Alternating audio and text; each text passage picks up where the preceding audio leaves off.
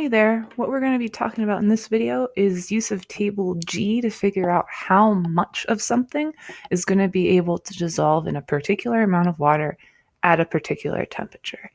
Table G is typically a stumbling point for some folks just because it's a very overwhelming graph with lots of lines on it. So I'll try and step through 3 different scenarios that are going to help you use and manipulate all of the lines that are on table G. So first, I'm going to start off by using table G to look at this particular scenario. 96 grams of sodium nitrate dissolved at 30 degrees Celsius in 100 grams of water. So every time you're given a table G scenario, you should be able to plot a point on that graph. And in this case, because our axes on table G are temperature and solubility of salt, these two factors are going to be my points. So if I come to table G, I'm going to go to 30 degrees Celsius and come all the way up to 96 grams, which is why this point is right here. I didn't pay much attention to this idea of 100 grams of water because table G is designed for systems that contain 100 grams of water.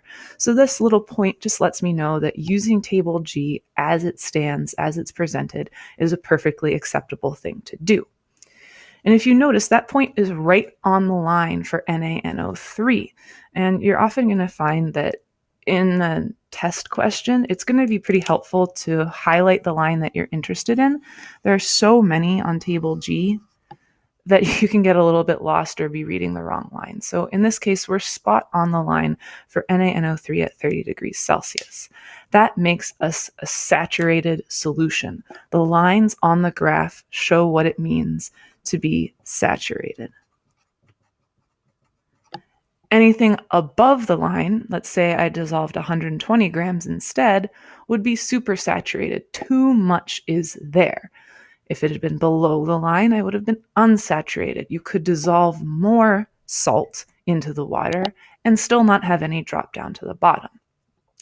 So in order to see an example of that, if I make the single change of saying instead of dissolving 96 grams of NaNO3, I dissolve 96 grams of KNO3, our situation changes. I'm going to come in and highlight the the KNO3 line.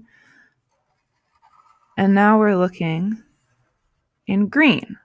And we're still at the same point, 96 grams dissolved at 30 degrees, but you can now see we're well above the green line for that particular temperature.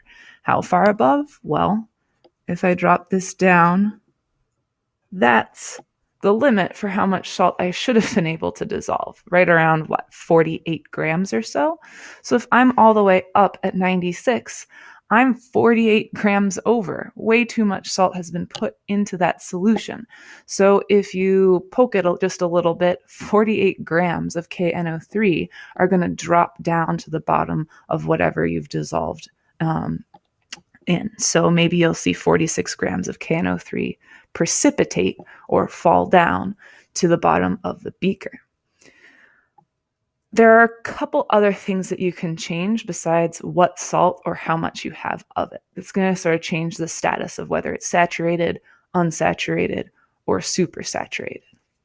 Let's stick with our KNO3 and instead say, okay, we initially did the dissolving at 30 degrees Celsius, but what I'd like to do is double the amount of water that I have. Instead of dissolving it in 100 grams, I'm going to dissolve it in 200 grams of water. That gives us a little bit more room to play with, right? If you only fill up your water bottle halfway, you'll only be able to dissolve a certain amount of Kool-Aid powder without it becoming chunky and gross. But if you fill your water bottle up the whole way, you double the amount of powder that you'll be able to dissolve. It's the same thing with table G. Previously, our limit was about 48 grams that you could dissolve. So what we see is with 100 grams of water, our limit for KNO3 was 48 grams. But now what we've gone and done is doubled the amount of water that we had.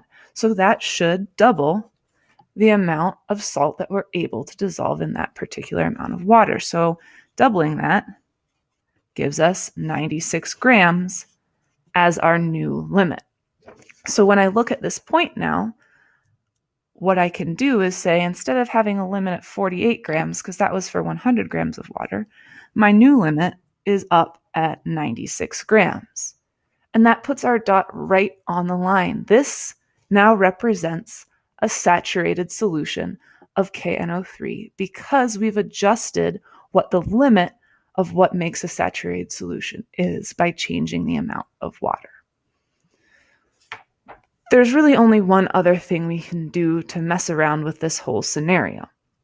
So let's go back and say we've got KNO3, we've got 100 grams of water, so we're still working with this 48 gram limit. But after dissolving at 30 degrees Celsius, I am going to increase my temperature to, 80 degrees Celsius. In this case, I'm now again changing the environment so I can change how much stuff will be able to be dissolved in this solution.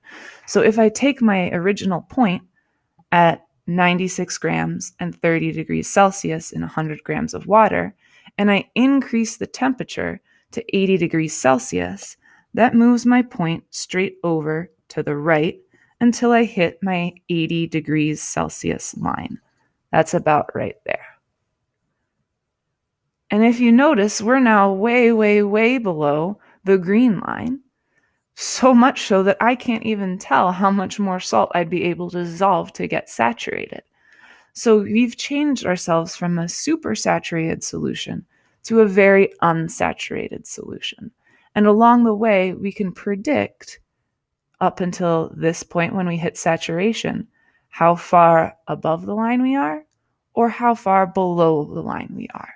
So a very common Regent style question would be, if the temperature is changed from here to here, how much solid would precipitate? Or maybe if it's changed from here to here, how much more solid could be dissolved in order to get to a saturated solution? So when you're looking at table G, keep three things in mind. Where's your point? How much salt is dissolved and at what temperature? And how much water do you have? If you've got 100 grams, that's the easiest scenario. You can use table G just as is. If you've adjusted your amount of water, you're going to need to adjust your saturation limit appropriately, either by multiplying by 2 or dividing by 2 or multiplying by some other number. Either way, it's the same procedure. Just keep these three things in mind and keep track of them, how they're changing.